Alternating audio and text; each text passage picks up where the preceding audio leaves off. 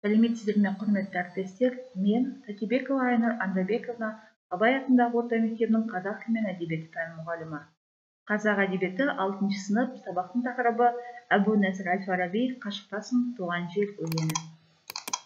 Оқу мақсаты эпикалық поэзиялық шығармалардағы автор бейнесін анықтау, әдеби көркемдегіш құралдарды пайдаланып, шығармадағы табиғат көрінісін, оқиға орнын, кейіпкер бейнесін сипаттап жазу, шығармада көтерілген мәселенің әлеуметтік рөлі туралы сыни хабарлама жасау.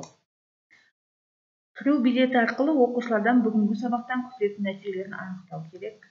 Мозаика әдісі арқылы 3 топқа бөлу оқушыларды. Бірінші топ туған жер, екінші топ сағыныш, үшінші топ сүйіспеншілік. Төңкерілген сабақ әдісі бойынша меңгерген жаңа сабақты тексеру. Бірінші тапсырма, топтық тапсырма. Әбу Насыр әл-Фарабидің «Қашықтасың, туған жер» өлеңіне сатылай кешен талдау жасаңдар. Оқушыларға талдау сызбасы берілген. Оқушылар авторы Әбу Насыр әл-Фараби, тақырыбы туған жерге сағыныш, жанры лирикалық өлең, идеясы таза пейілді адамдардың қатарына азайып қалуы, шумақ 3 шумақты, тармақ 12 тармақты, буын саны 11 буынды, ұйқас түрі кезекті ұйқас деп өлеңге талдау жасайды. Екінші тапсырма. Бірінші топ туған жер. Әбу Насыр әл-Фарабидің «Қашықтасың, туған жер» өлеңінен автор бейнесін анықтаңыздар. Автор бейнесі бірінші кестеде жазылмаған. Үзінді себебі. Автор бейнесін оқушылар ақын өз елінің патриоты деп автор бейнесін анықтау керек. Себебі үзіндіде «Қашықтасың, туған жер, қауым елім, небір жүрек болдырып жарау деген, шаршадым мен қанатын талды менің, шаным солға сарылып қарауменен». Себебі ақын шет жерде жүрген кезде көптеген жыл өмір сүргендіктен өзінің туған еліне деген сағынышын жырға қосады. Екінші топ сағыныш тобына автор бейнесін ашатын үзіндіні анықтап себебін жазыңыздар. Автор бейнесі берілген, үзінді себебін жазу керек. Автор бейнесі ақын өзіне сын көзбен қарайды. Қай тармақта сын көзбен қарайды? Әл-Фараби, қайтейін мен көкжиек кендігімді, келер күнге үмітпен жол ашамын. Қос шөлмекпен өткіздің өмірімді, соны медет етеді болашағым.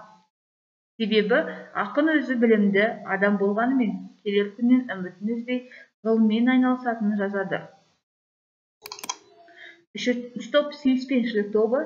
Берілген сұрақтарға жауап беріңіздер. Өз пікіріңді көркемдегіш құралдарды қолдана отырып 3-4 сөйлеммен білдіріңіз. Өлеңде табиғат көрінісі қалай суреттелген? Өлеңде оқиға орны қалай бейнеленген? Өлеңде кейіпкердің сағынышы қалай суреттеледі? Тапсырманы орындау барысында дескрипторларға назар аударады. Үшінші тапсырма. Бұл жеке тапсырма. Бірінші топ туған жер тобы.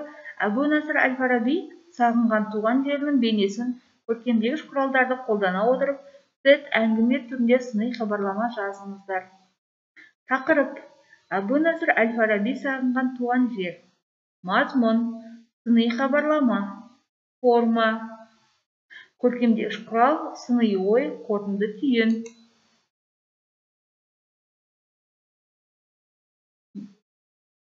Сабақтың соңында оқушылардан шығу парағы алынады.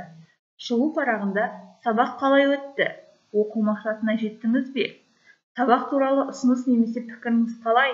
Деген сұрақтарға оқушылар жауап беріп, шығу парағын толтырады. Осы берілген тапсырмаларда оқушылар оқу мақсатына бағытталған ба? Тапсырмада оқуға мақсатына жетті ме, жетпеді ме? Соны айтып, өз ұсыныс пікірін білдіреді. Сабақ аяқталды. Назар қойып тыңдағандарыңызға рахмет.